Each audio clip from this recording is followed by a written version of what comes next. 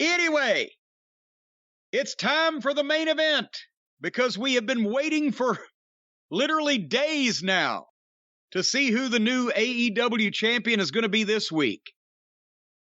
And ladies and gentlemen, that came down to the final of the Tournament of Champions, Moxley the plumber against Danielson the wrestler. And we knew who we were betting on, and I've got to be honest. I got to hand it to Bryan Danielson. Jon Moxley stayed in the ring for the entire match except one spot on the ramp and right back in, and nobody bled. Is this the first time ever? Is this the first Moxley match you can ever remember seeing where he didn't fight on the floor at all, much less within minutes? And is it the first one we can remember in how long where he didn't bleed? Well, maybe he heard Triple H's comments and he's planning his future. I have a feeling that future is probably going to be here or home, one or the other. I don't know if he's going to go back in the other direction. But anyway, again, this was a stiff match. It was a modern style match. I could have done with a hold every once in a while, some wrestling. One tackle, drop down, hip toss, kick off, arm drag, body slam, drop kick. Anybody do that shit anymore? But no, they beat the shit out of each other. Chops and kicks, chops and kicks. And Danielson looks better doing it than Moxley does, to be honest. But this is the modern match. It was good. It was a fucking 5-star extravaganza from what Moxley usually does. It was pretty good for Danielson. He's always good. He worked a little subtle heel. I did get a kick out of him doing the old leg grapevine and headstand thing where they'd slap each other in the face while they were standing on their heads. I haven't seen that in 25 years. That's Mexican in origin, right? That's a lucha spot. Either that or World of Sport. I'm trying to think who the first people I saw do it. I think it was maybe a Hector Guerrero thing, but nevertheless, they did a million kicks and stomps, and they went back and forth, and Danielson would go for his label lock. Moxley would try to do his shit. And finally, they went right down to the nub, and again, I'm not taking any piss out of this match. It definitely was great for Moxley and good for Bryan. And finally, Moxley hit the double arm thing that he does where sometimes it's a suplex and sometimes it's a DDT on the ramp. Rolled Danielson in, got a 2 count, got a rear choke on him. Danielson kicked off the buckle. Moxley held onto the choke, and my DVR froze because they either ran over or they were just desperately low on time. But we know that Moxley ended up emerging victorious. And was it moments after that, or did they go a while? It was after that. He won with the choke. Okay, so that was it. And they just get right down to the nub. That used to drive Vince out of his mind. Because he wants, if there's a big finish and a big main event match, he wants time for that beauty shot. And to have the announcers reinforce it and time to breathe. He hates to just go right off. But that was that. The Grand Slam, as they say. Brian, what were your thoughts on that big main event extravaganza? It just wasn't for me. I haven't enjoyed a Danielson match in quite some time. I just haven't enjoyed any of it. I think a lot of it's just that chopping shit nonstop. Yeah.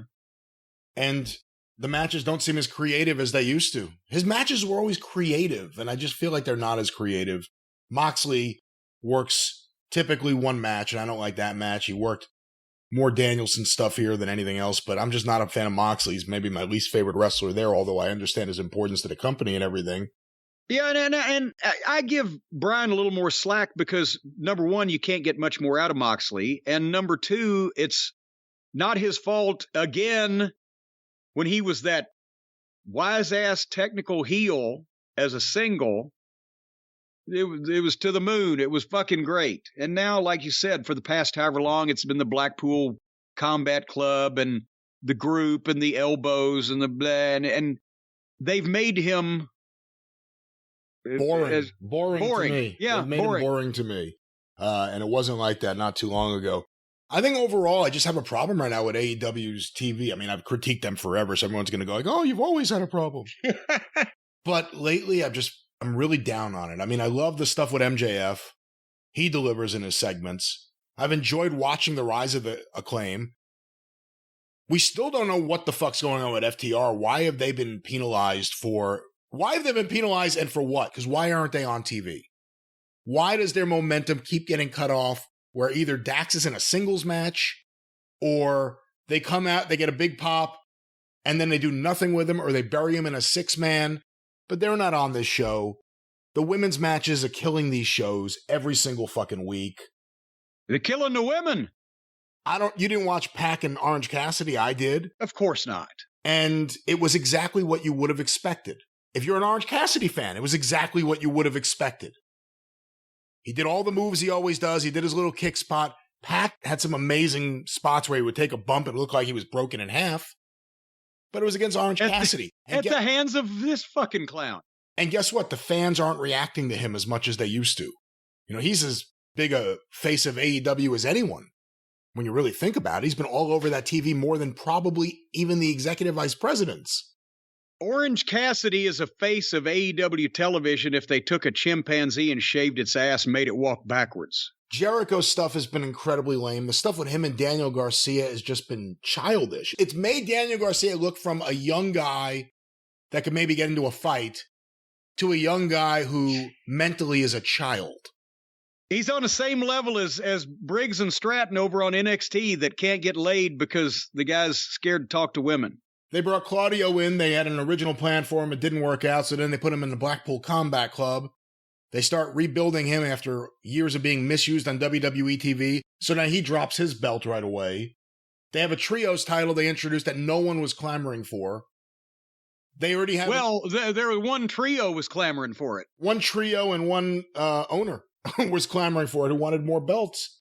The whole company's a mess right now. The booking is the worst it's ever been.